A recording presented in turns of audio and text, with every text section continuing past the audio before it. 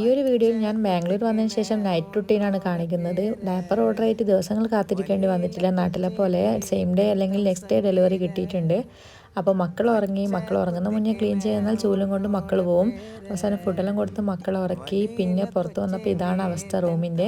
ഈ ഒരു സമയം തന്നെ 11:45 ഇനിയിപ്പോൾ ഫുഡ് കഴിക്കാമെന്ന് വിചാരിച്ചു.